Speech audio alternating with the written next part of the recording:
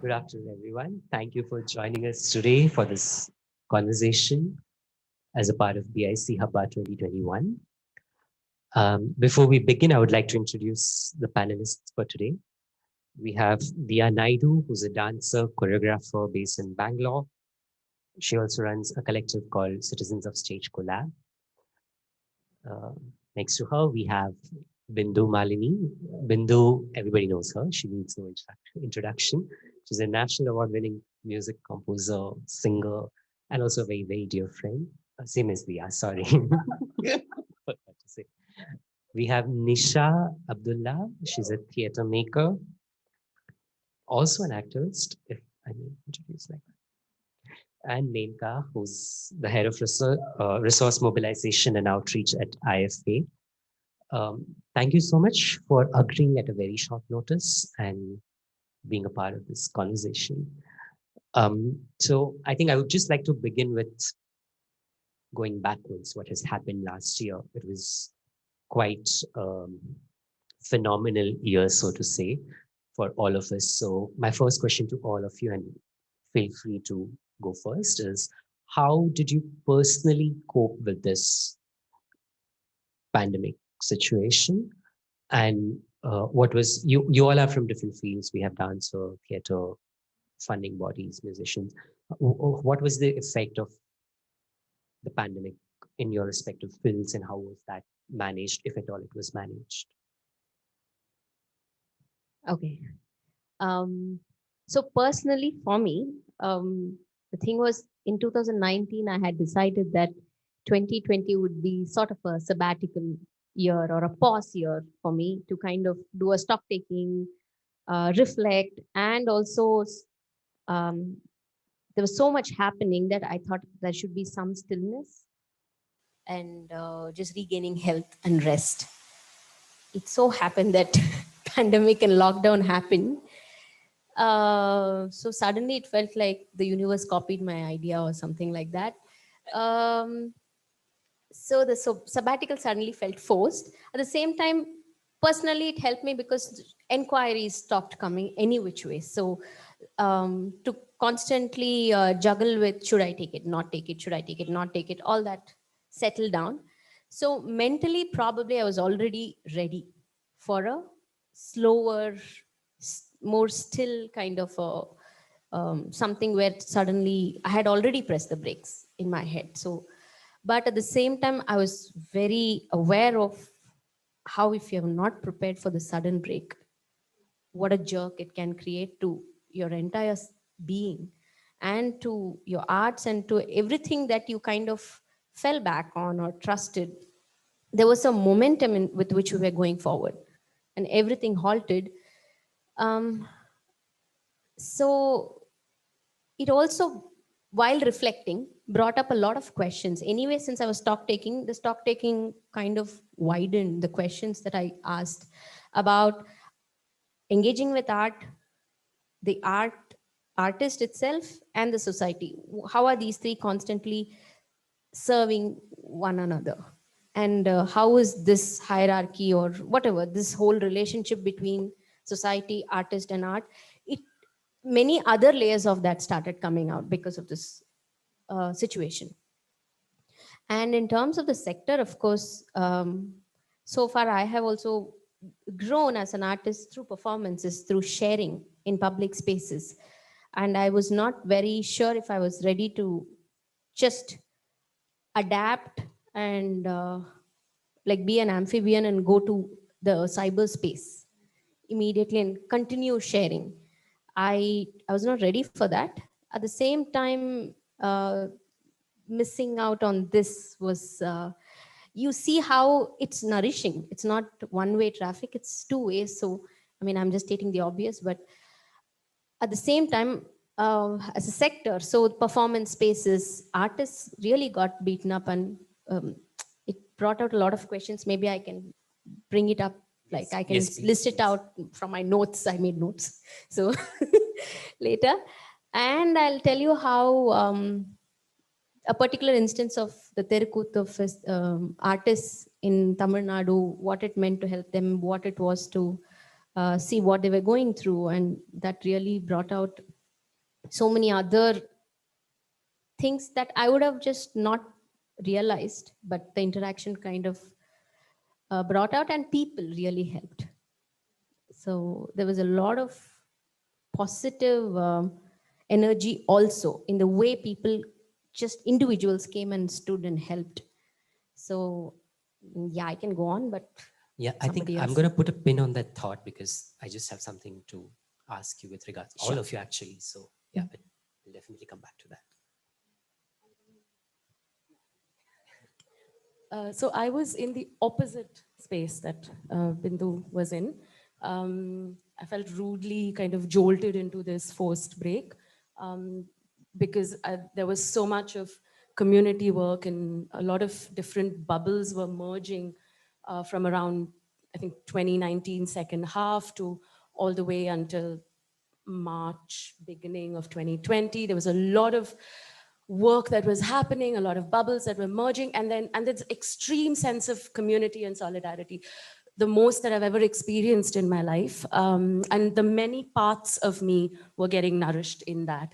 And then to be in this extreme strangeness was obviously very difficult, and not that I was going through it alone, but it was very difficult, and I didn't know what to make of it. And the way I dealt with it was just to not refuse to go inward, and just go outward. Like I was like, okay, what can I do now in the community, right? So that's how I dealt with it. I don't think it was very healthy. It was also a little reckless. But that's the only thing that made sense at that time. So a lot of the distress calls from the community that I was involved in those few months, half a year, 8-9 months prior to that, the first distress calls during the lockdown came from those people. And so from there came increasing work, because the distress just spread. So I found myself very clearly not as an artist, not even able to consider writing, making work for those few months. I was dealing with a lot of guilt. It felt indulgent. Yeah, it was a pretty bad time. But what helped kind of stay afloat and just simply keep observing all of this was the theater community. There were addas that were happening all online. There was, for example, the India Dramaturgy Network, which is a very fledgling kind of group that came together in December 2019. So practice in some way I was able to access practice in some way. There were conversations with practitioners from all across the world. So those kinds of things helped. Yeah. And it's only, I think, from December onwards that I find I've turned a corner, back on the floor, things like that. But others in the space were very quickly able to put themselves in front of the screen. I didn't know how to do that, because I think I'm what I would consider a mid-career artist. So, all of the time until now has gone into shared space and how to build that. So I didn't know, I didn't have the tools, I didn't have the language for it. So it's not that I didn't want to, but I just didn't know how to do it. But I was watching a lot, and I'm really grateful for those people who put themselves out there. The initial struggles, how to do this, the those little objects passing from one Zoom window to the other. I love that people made that accessible to me so I could see that kind of thing. Yeah, and a lot of people I know were also involved with cyber theater and relief work. So consistently, I was seeing people wearing that hat of what it meant to be a person in society today at this point and meeting that moment. I saw it, and that was really inspiring.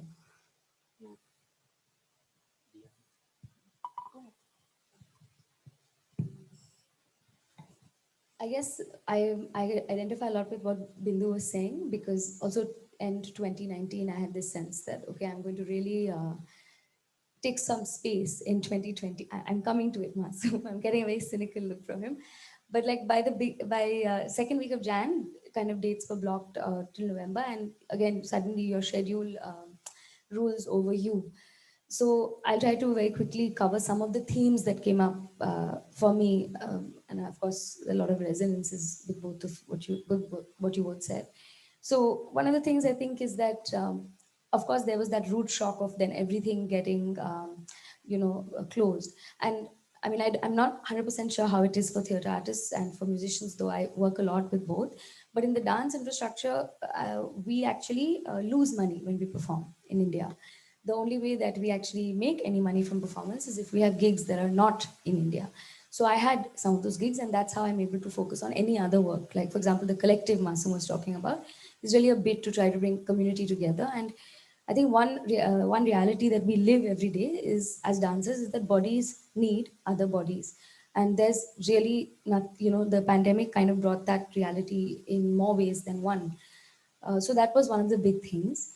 I, of course, was one of the first people to get corona. So then that was a whole other thing to deal with. Menaka is very familiar with my trajectory.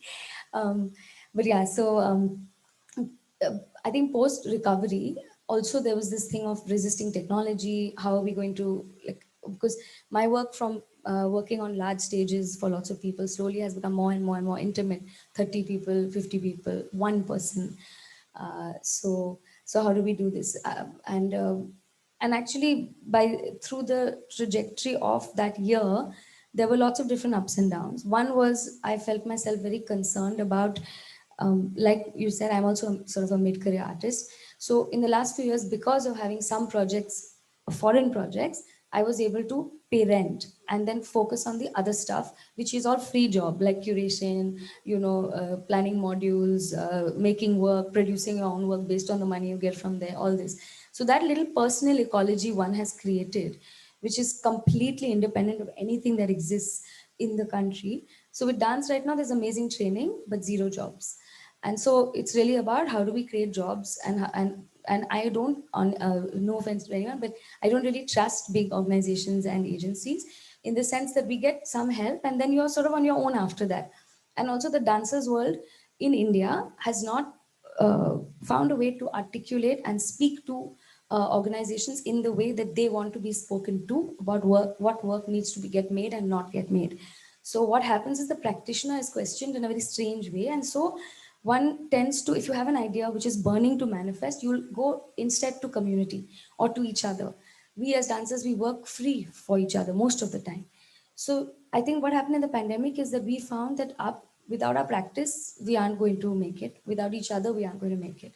So those few people who kind of band together and work as contemporary dancers, there was really a sense of family. A lot of us aren't from Bangalore. There was really a sense of, oh, we are here for each other, not even for the practice. Because if you're sitting at home and you're on a Zoom class, you don't even need each other. So that I think became very real and very poignant. However, there were moments of two things I'll speak about is that I have a project called Rushak Touch, which is based on intimacy and touch. And Masoom is actually in it, and we've been doing it for 5 years now. The research keeps changing. We work a lot with community in the sense that we offer those tools as workshops to people who want to. So now this project, how do we touch? The whole thing is about touch. And we actually ended up doing it here in December. We did shows here where we worked with the idea of how do I touch you without touching you. Where earlier the narrative was normalizing touch. Here it became about, how can I touch you still without touching your skin, sort of thing. So that it was completely something. When that pandemic happened, I said, guys, we'll never get to do this work piece again. Thank you for being with me on this journey. So it was shocking that we could somehow make it happen. So that sense of jugaad that we have, I felt like, okay, that gives some hope. And the second thing was that, which I really found very useful, was we started to do this thing called circles of resilience, where online we would meet like 10 arts people, not necessarily artists. So it could be an arts manager, it could be somebody who owns a space, somebody who is just very interested in the arts, but mainly artists from different genre coming together, and a therapist. Because of the work I've done, I somehow a lot of therapists on my contact list, and they were very forthcoming, and they just took these circles of resilience for free for us. And it was something that was so had so much of revelation, because I said, why the hell don't we do this otherwise? Because here were people like poet from somewhere, actor from somewhere, director from somewhere, some young dancer who's like in the middle of her diploma with some really well-established choreographer who she would never have the guts to maybe speak to earlier. So we have our implicit hierarchies. They are very much there. But sitting in your home on Zoom, it's not so terrifying. And you can come together as humans in the arts and speak about things that are very and because when you're sharing your own life, nobody else is the authority on that. So I found those things very encouraging. Yeah, something like this.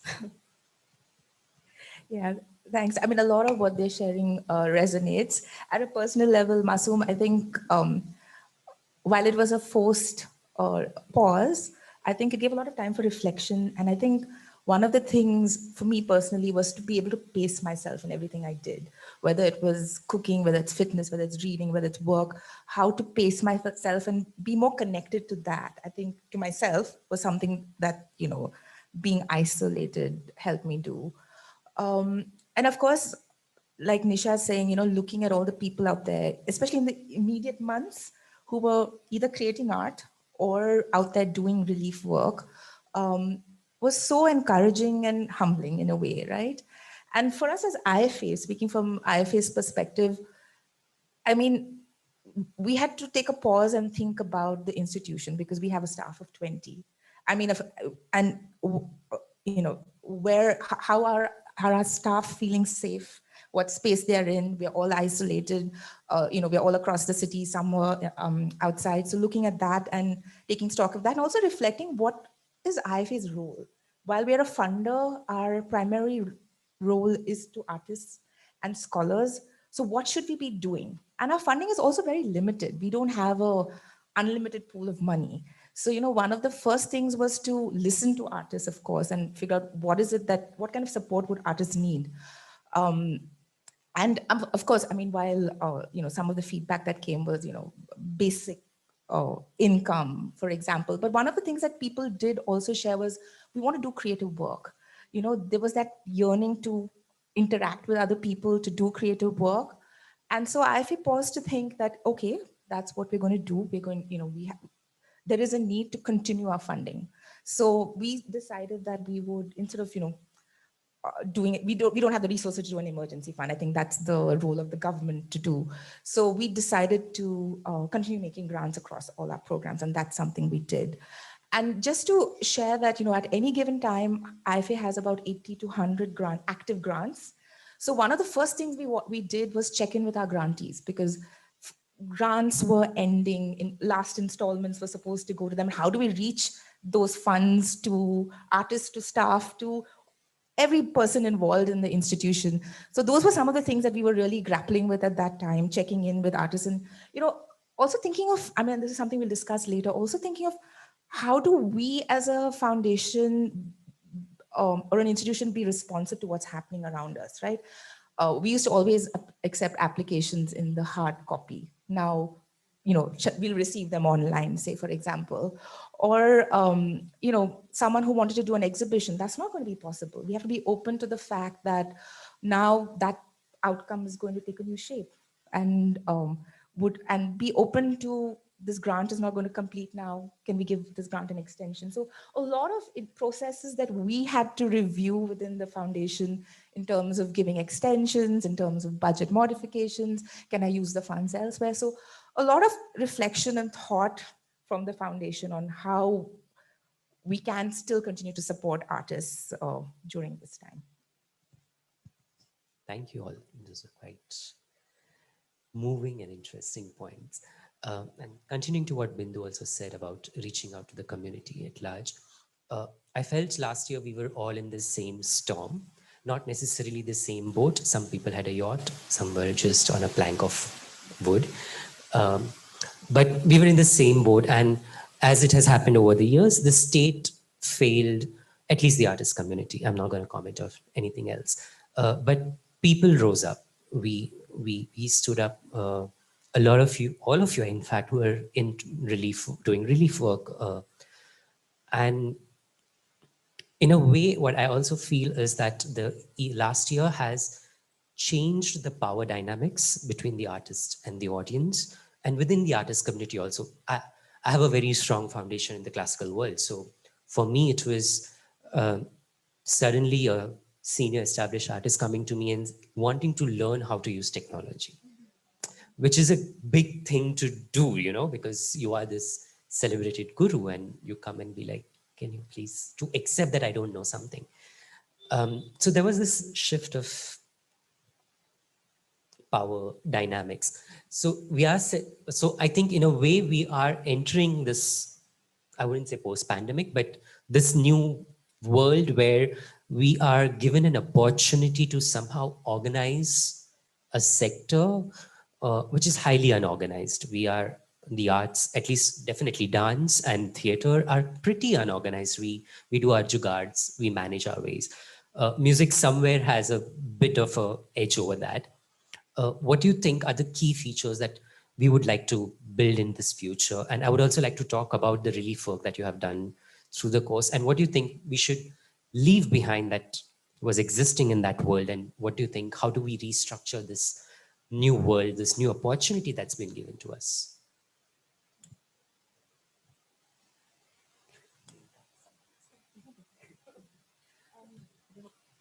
Something, and I think I'll keep jumping in as people speak. One thing that I felt while, in the middle of the storm was what is called needs profiling, right? To profile needs and not necessarily people or bodies.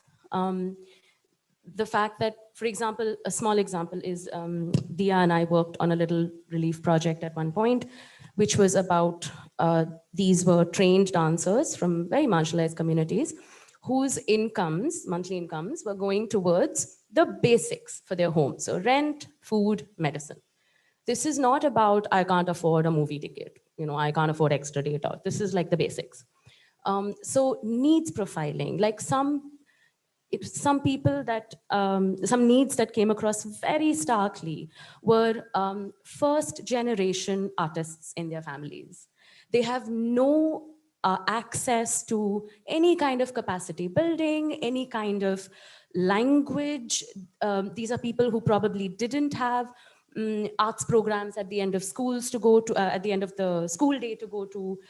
There is no culture of discussing performances at home. There might even be the presence of who are you to do art, in those homes. So what are those needs? It's related directly to the question you asked. And, there's, for example, the needs of someone who's, like I was saying, these group of dancers whose incomes very specifically contributes to their family. What happens there? I mean, they can't take off. They can't even apply for a residency for 2 months. They can't take off for, so what does that mean? Yeah, so needs profiling came very, very starkly for me.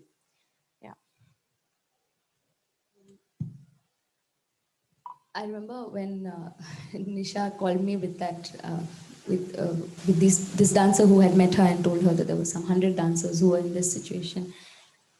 And of course, a lot of things happened and managed to actually raise some money. But one of the things, and I don't know if this speaks so directly to your question, Masoom, of how do we sort of revisualize or reimagine this arts infrastructure. But one of the things that I'd like to bring up at this point, even if it's very small in a way, though I actually don't think it's small, is sort of one of the things I learned actually from this circles of resilience and watching artists share their experiences. So what is happening to someone in Germany and the trauma they are going through is very different, and they're sitting in a circle with us feeling a lot of guilt because we're talking about another kind of reality. And then we are also the privileged bomb of watching the laborers walking across the country, and you're feeling so sorry for yourself, but actually you're eating 3 meals a day and there's someone to check on you at night and all of that. So these were very complex issues, and the artist's place in this very problematic reality, I think, becomes very, very important. So one of the things that I took away from this was a kind of, I don't want to say separation because it's almost a violent word, but a kind of distinguishing, if you will, between the practice and the person. And as artists, I think there's a big identity crisis around who am I and what is my art. And very often, I think for those of us who are at least mid-career, who've been in it for 20 years, 30 years, you think you're investing in self, but you're actually investing in your practice. And it is a little helpful to be able to distinguish those two. So that brought into perspective the whole mental health aspect of the artist. And then art and activism becomes a big daunting question, where if there's an artist who's still making, say, aesthetic and beautiful work during this time and not talking about caste or class or religion or poverty or blah blah, then we are kind of also trolling them in a way or dismissing them as this person doesn't speak to what is really going on. And I'm not sure how, I mean, I don't feel really good about that, because I also feel like that's something, that's an energy and that's a dynamic that is adopted by the system we oppose very often, right? Like, so for me, I think what became clear was the artist's role in this, which is that somewhere consciousness becomes important. And if consciousness becomes important, then mental health of the artist, of the performer, of the practitioner, even of the curator, facilitator, funder becomes important. Because the difference, I would say, maybe is, as an activist, you have to say, okay, let's talk about women's rights. You have to say, like, keep us safe on the streets, don't kill us, don't blah blah blah. But as an artist, you also have to say, what about the conversation around desire? What about the conversation around intimacy? Because it's very easy to drop down and get distracted. So for me, this became very clear, and I wonder if, as the going ahead, can we also keep one eye on that, on the nuanced discussions, on the things that have happened that aren't speaking to the really harsh basic needs realities?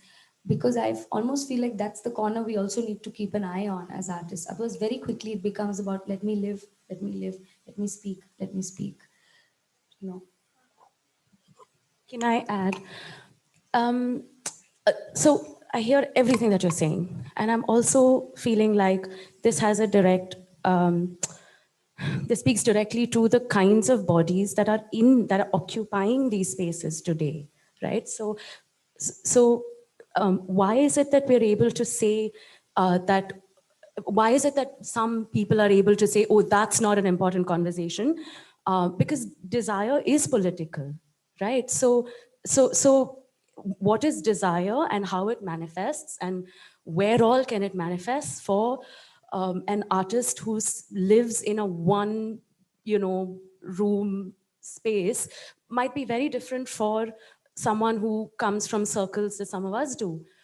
But desire can still be spoken of with these bleeds of all of these structural realities. So it plays directly into the question of who are we making space for in the spaces we occupy, spaces like this, institutions like IFA, and also what are we doing to be present in spaces that we may not be occupying today? We may not be present today. So it's not just about inviting those bodies in, it's also about being open to going out there. Like, what does it mean if I don't have this lights rig? These lights, right? All of this fancy tech, what does it mean? Not everybody would want to do it. Not everybody would see it as a provocation that they want to take. But is there a space for people who want to take that provocation? So yeah, so I just felt like adding on to, yeah. I mean, just to add one small point, I think for us, because everything has been so digital, I think one of that has been the challenge, because, we've otherwise always and because we're a national organization, right? I mean, it's not only about being in Bangalore and reaching artists here. We have to be able, be open to artists from across the country. And how do we reach people who may not have access to the digital world, right? And typically we used to do that before by traveling, meeting artists, going to tier 2 cities. And that's been some of the challenges for us, is that reach, and like you're saying, right, making that space where, while the digital has opened up a lot, I mean, you can do meetings now, you don't have to travel elsewhere and stuff, but how do we make that space that, we still remain open to other voices that, might want to join the conversation? And also, access to digital is a privilege. It's a huge privilege, which again we take it for granted. So, See that in the addas, the theater addas. So week on week, it was growing. It was beautiful to see. And suddenly we had access to, like Diya was saying, suddenly we had access to people who were veterans, who were artists from smaller spaces, artists who might have just been names at one point, and whose work we would want to see. But here we are talking to them. But then we were also seeing the first case of suicide by an artist came across in that adda. Like, we didn't know about it until in the adda it was brought up. And that person did not have access to any kind of digital means, felt completely boxed in, did not see a way out, of accessing anything at that point. Bindu, your thoughts, because you also work a lot with folk artists, I know. Yes. So I'll first talk about that, then I will see if there's anything I want to add to this. I was just at home and kind of taking in all this and quite confused about, do I take a stance? Do I do something about it, or continue with my resolve to anyway see if I can hold my space of silence and stillness, irrespective of what is the storm going on there. So it was a heightened challenge.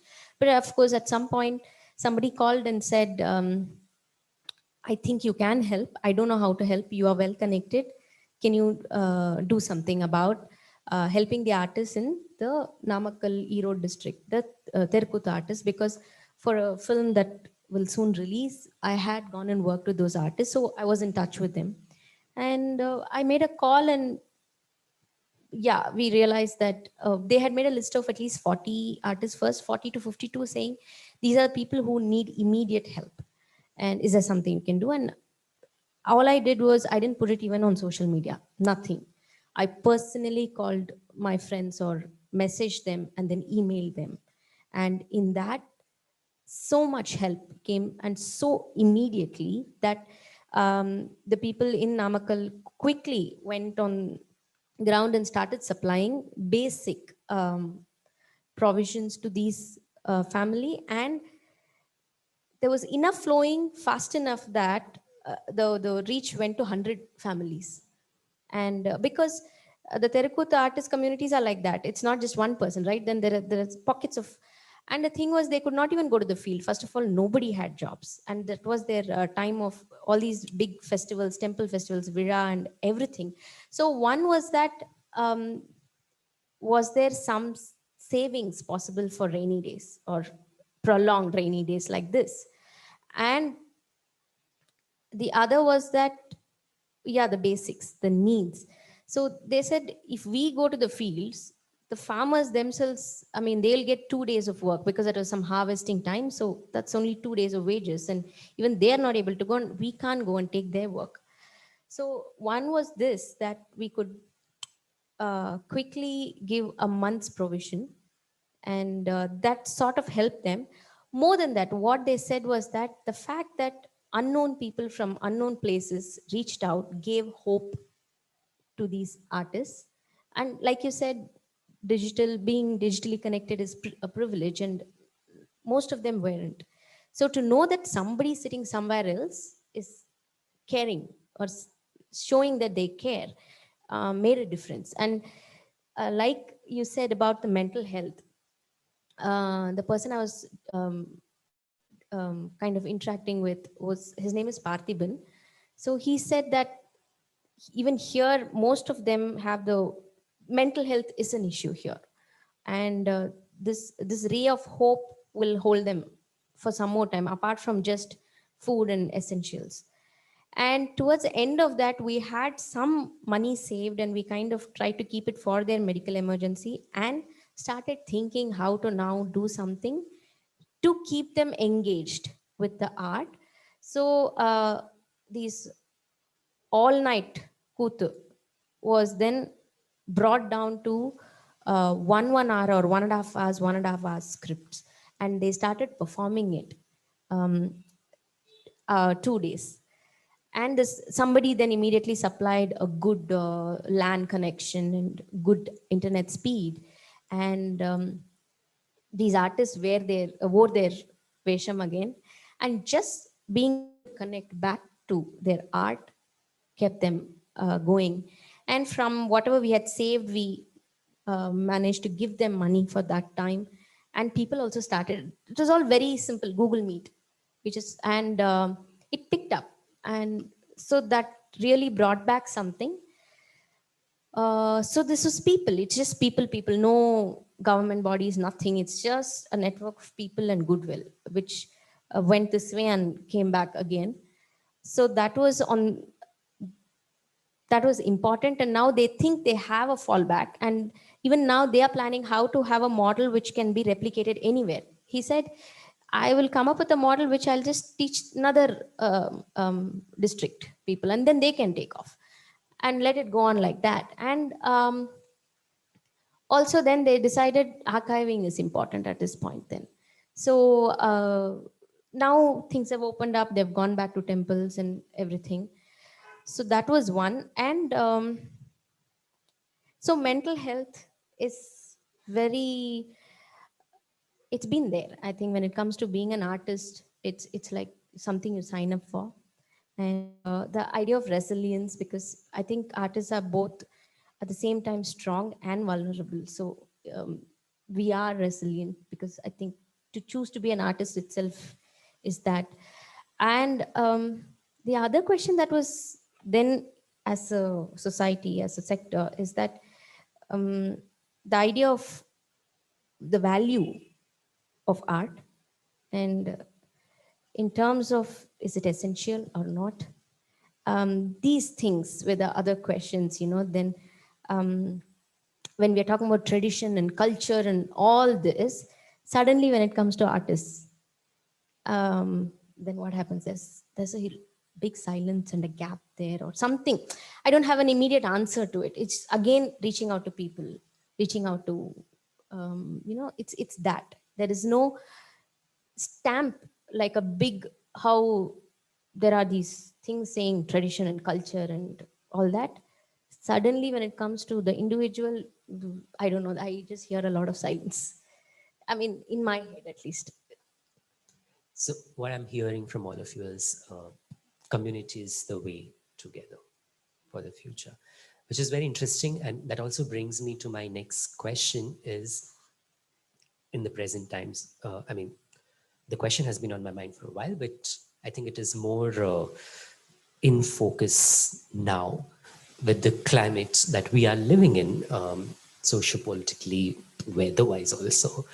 Our factions are, our differences are wide out in the open. I would not say there were no differences. There were always differences, but somehow we managed to overlook, work around, negotiate, whatever you want to call it, these differences.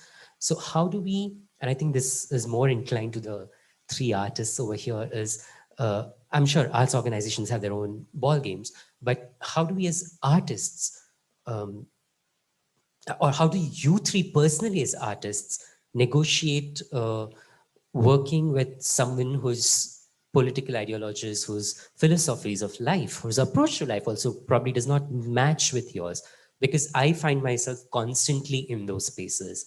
In fact, I think I was just making a mental note today of all the people that I've worked with in the past. And I was like, I've been attracting people who are exactly diametrically opposite to me in every aspect. So how do you, and I haven't realized it until now, but I've also, while I was making that note, I've also realized that there were discomforts. It was not always a smooth sailing working with those people. And now, I don't know how I managed it, but I did.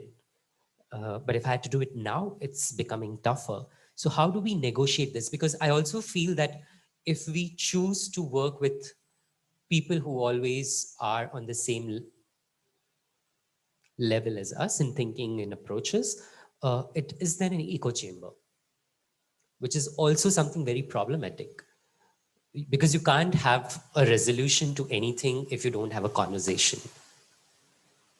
So how do you, especially you three as artists, because you work with a lot of very people, I'm sure, so if you want to answer. And this is my last question, then we'll open it up to Q&As. I don't think there's a checklist first or a tick box kind of a thing. So it's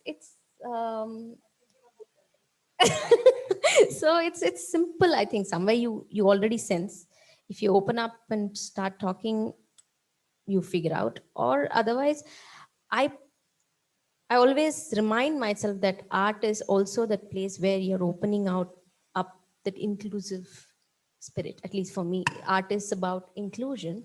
So if that is something that's there in my head, then it has to be just inclusive, no matter what. And then what happens there is personal. It's not the art there. It's personal. And then you kind of choose of what are we serving there then. If I mean, sometimes it's, if the nature of, or the content or the context is very political, or the theme itself, then you need to kind of figure out your stance. If not, it's more a professional thing. And of course, as personally, you can take a call. I mean, I would also see what's, I mean, overall, is this something where I'm also getting nourished, or is something where I'm able to learn something from this or not, or contribute. I'll just not get into it, irrespective of other things. Did I? He's giving me such strange looks. No. I'm just thinking because I have been negotiating these differences for a long time. But personally, they are becoming, it is a very personal question. They are becoming difficult to navigate now. So previously, it was easy to find that middle ground, or to keep the personal and the professional separate. But I feel like maybe it's also age. In my head, I'm 80. So as I grow older, the boundaries between personal and professional seem to be blurring. And especially in the current times, it's, for me, it's like, but I also don't want to leave out that other party that I'm working with just because of this, but find ways to have dialogue, because I feel like it's an echo chamber. We are just talking amongst ourselves and nothing is happening. I really like what Bindhu said about there's no checklist. And I think that's something that like I would like to remember. There's no question of should, shouldn't, how should you do it, how should I do it. Your politics are different. You come from a different socioeconomic, linguistic, blah, blah, blah, all of this. So it's a very complex time, and we have words for everything and we have labels for everything. So one of the things that I really, I mean, when you hear someone speaking, now, I could say something very flippantly now because I'm suddenly feeling very comfortable with the three or four of you. And I could say it knowing that you understand my subtext or my context. And this goes out on YouTube, and there's a massive troll attack. And then I have to defend that in words that come out of a context that, I mean, I didn't want to enter into anyway. And now, because I'm in a public space and I'm on a stage, I have to take ownership of that. So I just wonder if there is a certain binary way of looking at the world that we could put down to language and say, boss, it's really difficult to, I mean, in the sense, I'm interacting with you now, Masoom, and I'm used to mostly interacting with you on a rehearsal floor in a space which is so intimate that we don't need to speak so much half the time. So now, how do I give you or people listening a sense of what I really mean? It's very difficult, even for the most articulate of people. So I wonder about that space, and about really addressing this space between us, which across nations and politics and all of that just seems to getting wider and wider, to be able to really have that conversation. So now I'll speak specifically to the experiential reality of being a contemporary dancer. Which is that we wear many hats in order to get by. One of them is that we teach a lot, for example, on Zoom or in the studio. I will never ask the person who's coming for a class what their politics are. I will not. It will come out, will not. Maybe they behave in a certain way, then I'll address it. If they're making, say, somebody feel uncomfortable, those things. The idea is to have safe space for everyone, and that really means safe space for everyone. Everyone, even somebody I don't agree with.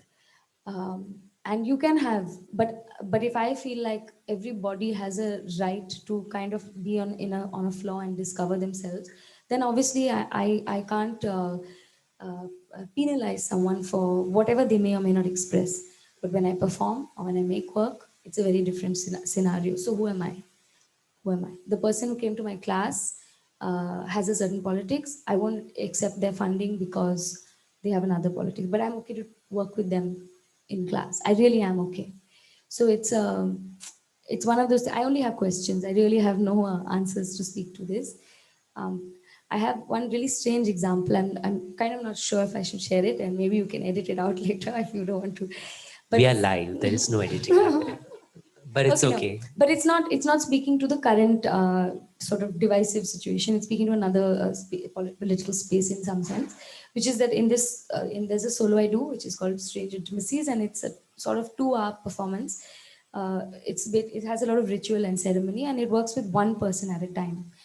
And I have recently been in situations doing that piece just before the pandemic where somebody entered.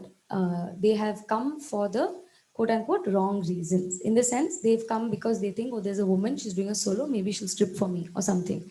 And I've not encountered that before because it's been curated in these arty spaces. But I want to do it in spaces that aren't so protected, right? Because we want to speak to that.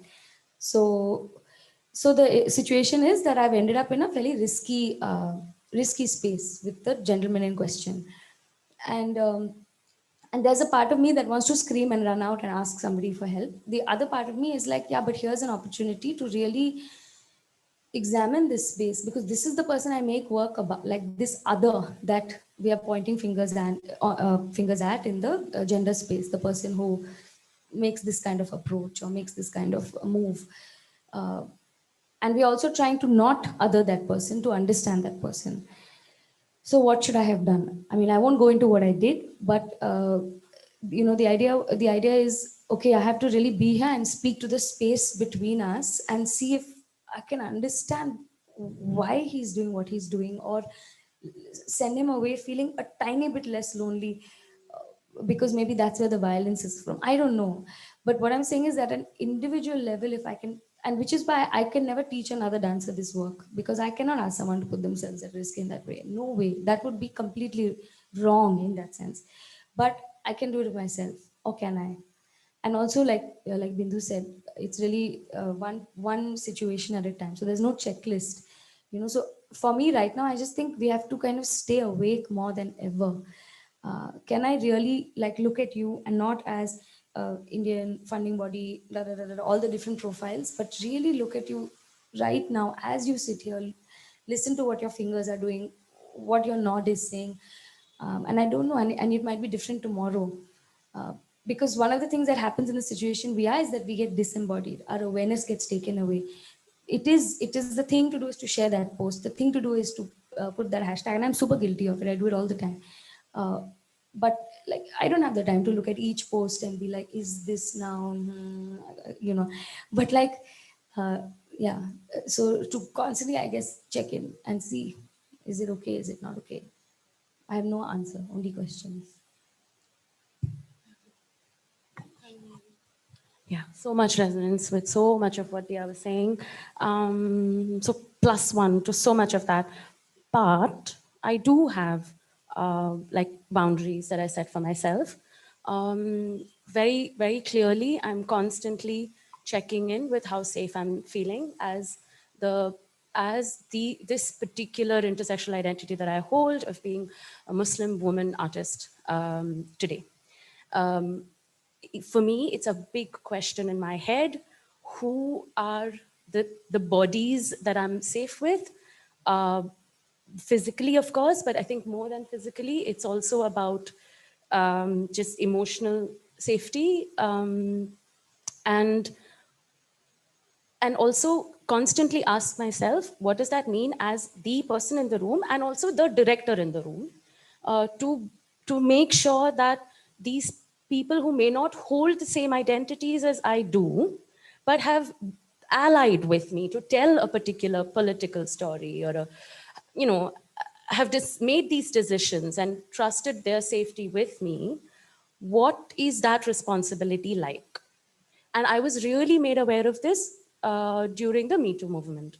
Because I was on the floor and I was this new director at that time, and I suddenly um, very, it was very daunting to think of, I say all these things of I want to create this non-hierarchical space, but I've seen senior women artists who are not able to do that. And gosh, I don't want to be that person at all. So what is that checks and balances? So I was made aware of what are the things I can invite into my rehearsal room. it might begin as an extension of my need for safety, but it can't end there. It has to continue onwards. And today I do have boundaries, and the lockdown and that forced reflection and the move away from the rehearsal room really helped me see what those boundaries are. I might work as a dramaturg or as a performer in a, in a particular rehearsal room and demand for myself, some things with the director, with the person who's in charge of the room. And I feel like I must do it. And in being able to access my power in that room, I'm also able to show others, who are entering the art space right now, what could this be like? What could it be to create these spaces?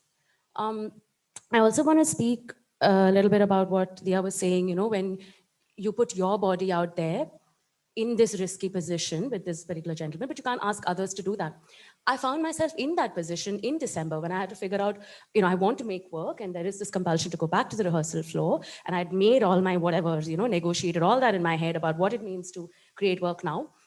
And then I found myself wanting to be a performer in this space now, put my body in this space, either as a solo piece or with others. Fortunately, I found two others who were willing to explore the same questions that I was grappling with, and we're working on this piece together.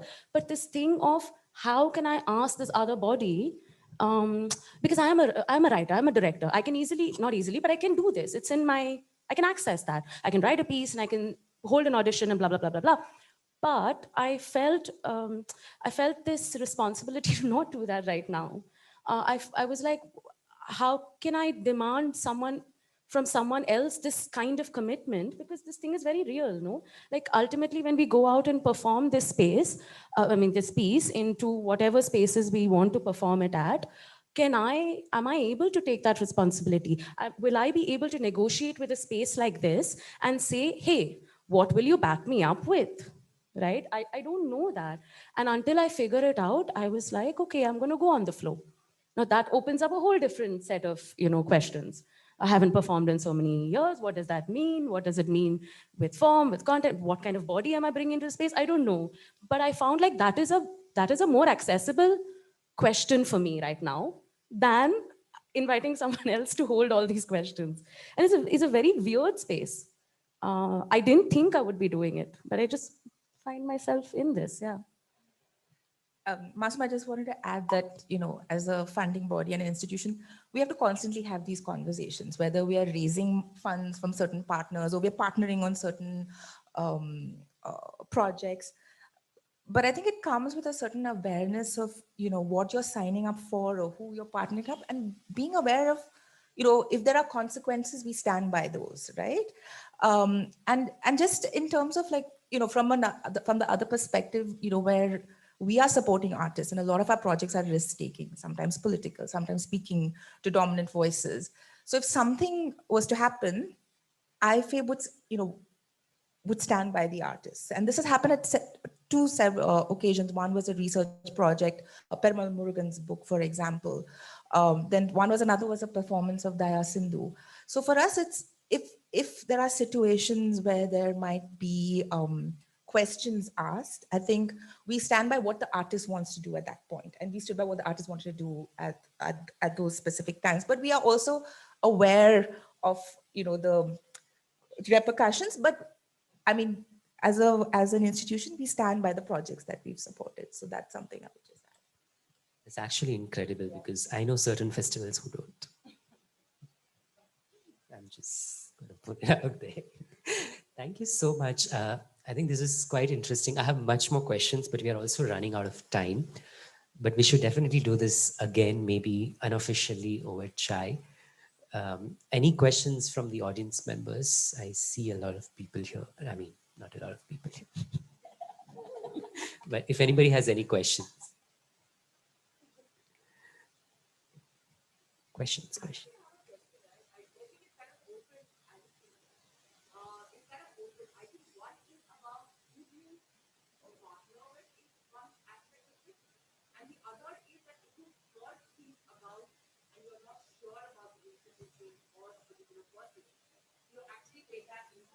consideration when you decide to collaborate with them.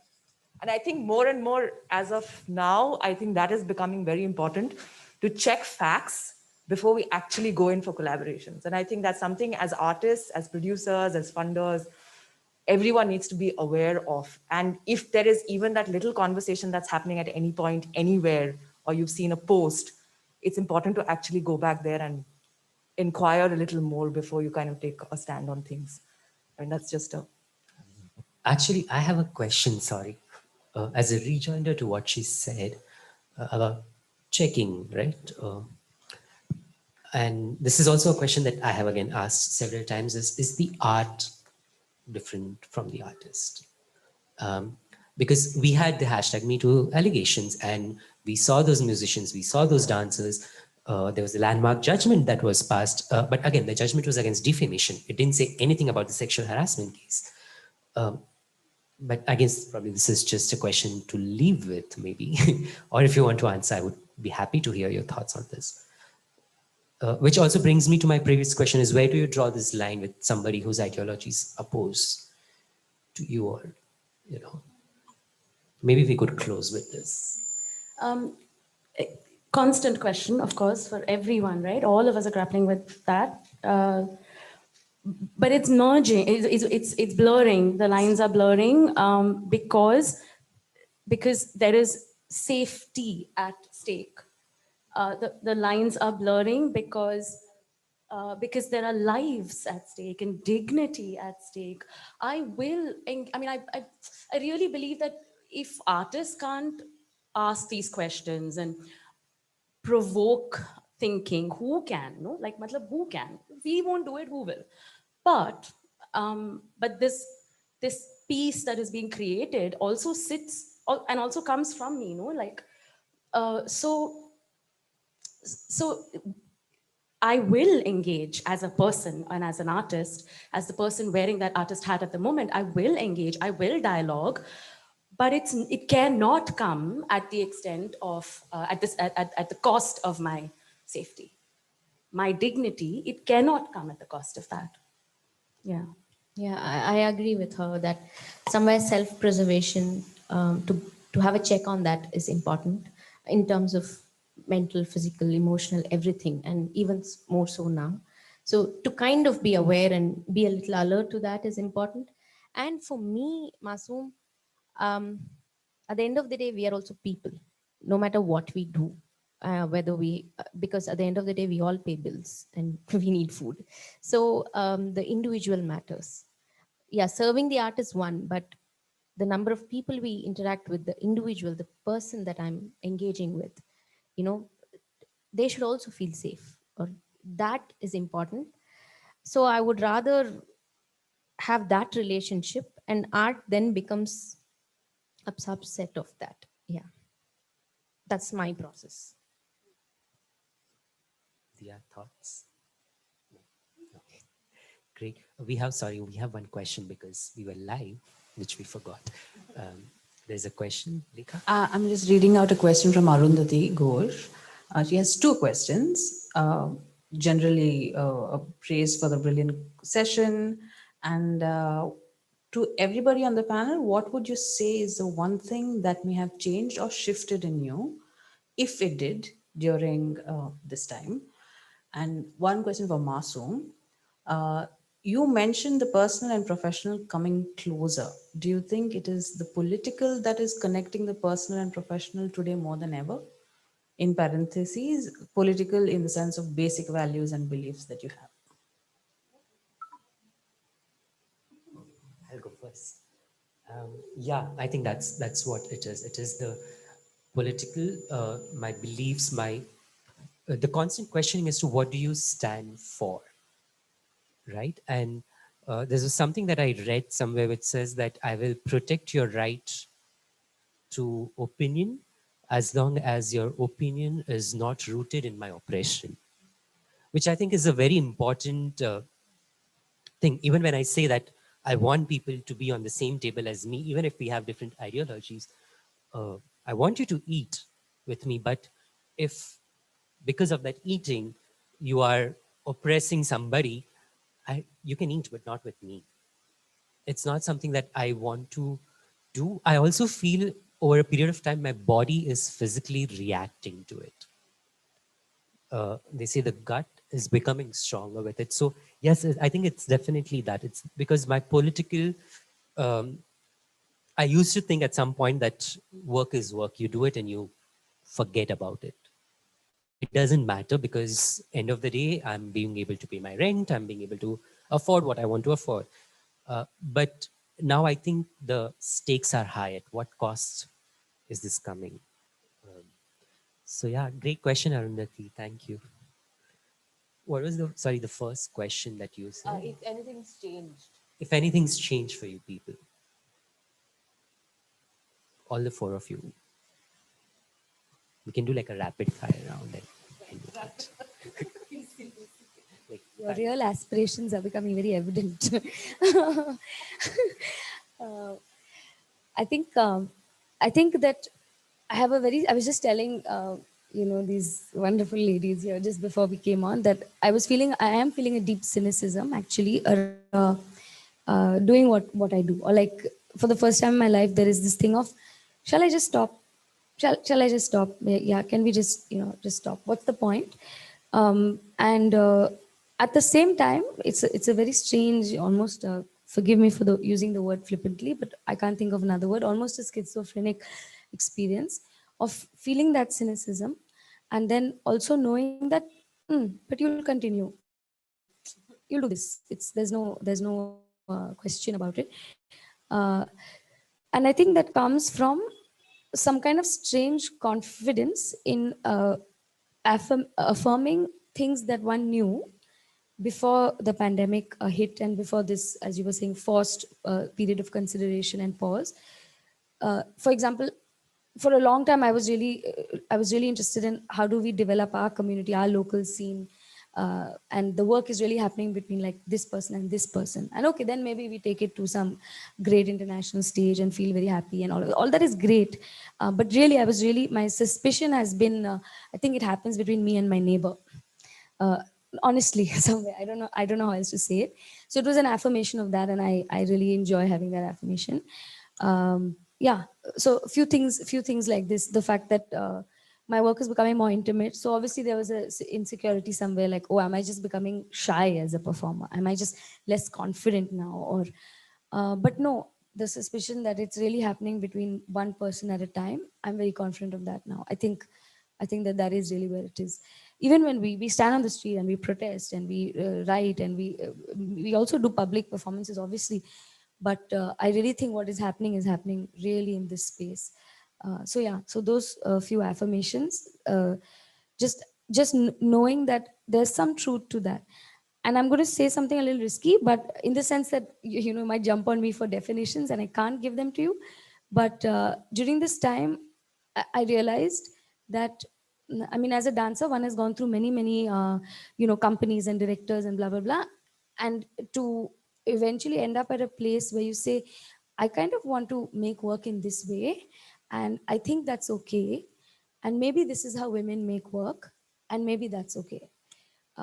Because, and I don't know, when I say women, this woman makes work, and maybe that's okay. But in the sense of like, because I think the master stroke of patriarchy has been to separate. Separation seems to be the device, and which is why it holds hands so closely with a lot of other movements we see gaining a lot of popularity right now, which is separation, to divide, to separate. So you separate the woman from her body, for example. So your own things that were very very quotidian at a time have become very special now, or very they're not in your control. You need a lot of other tools, objects, people, just for those natural processes, for example, like birth, or your menstrual cycle. And so so speaking to that, it's almost like during this pause I was able to see that, so there is a way to make work that is different from how I was taught to make work, of in a way forced also. um, but the system may not change. The system which we need to go to get our work done or created or made or even appreciated may not change.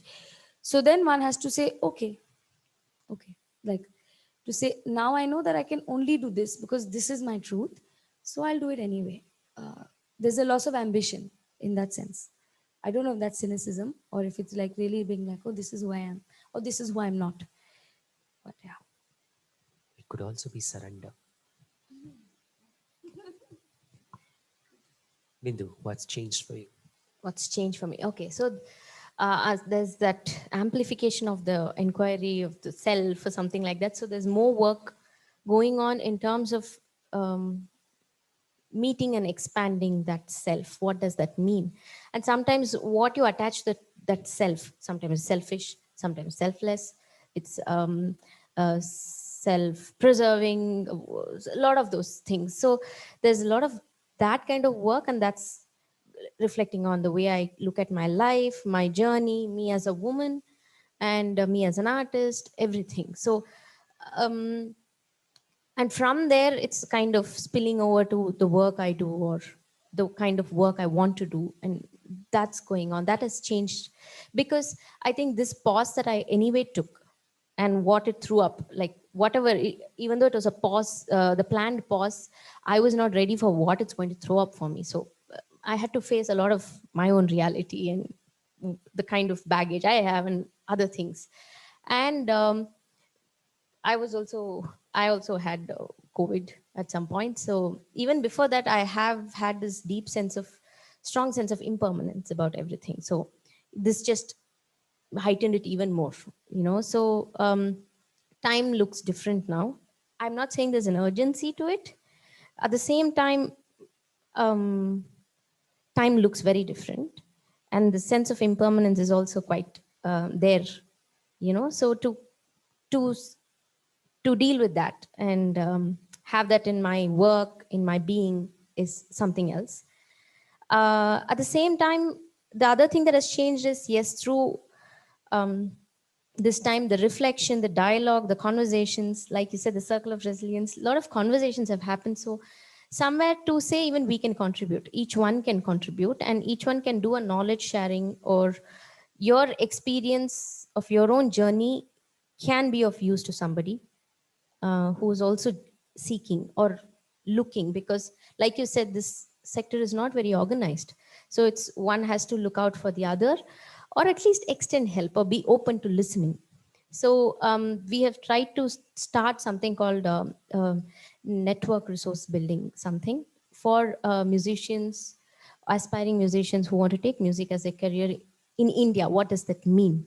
And what are the roadblocks apart from the challenge of being a practitioner itself? This is a very lonely journey anyway.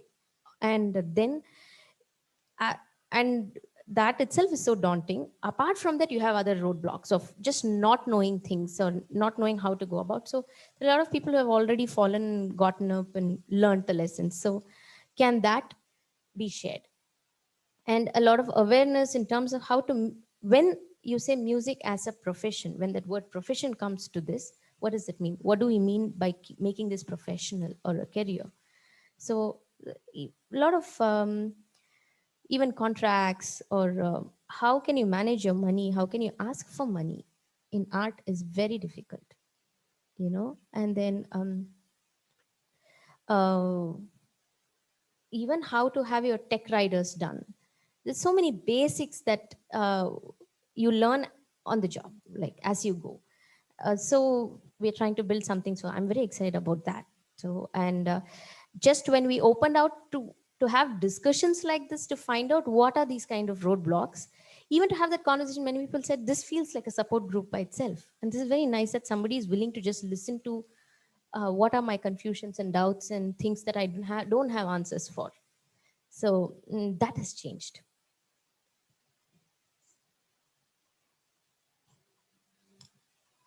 I suspect some of this is like like a different articulation of the same things that were said. For me, a lot of things became very clear. Like a lot of clarification happened. Why I'm doing this, and also it became very clear, what am I bringing to the table. So this pause helped me see that very, very clearly. Everything that I'm able to bring, and because of everything that all the different spaces that I've been in, I'm also able to be the bubble merger of sorts. So that was really important for me to see for myself and accept. I've had people tell me, yeah, we always saw you do that, but then I didn't see it for myself. So that clarifying for myself is very, very important. And with that came, I think, is coming a new confidence with which I can offer what I'm offering. So I'm really grateful for that. That clarity and that confidence that has come with it. It's sitting with a lot of other many difficult things, but that's okay. Like, we'll deal with it. Yeah. Just to say that, I mean, a lot of what they said about reflection and what I said earlier, pacing myself, right? And I think immediately at the lockdown, we all threw ourselves into work, right? To keep ourselves engaged.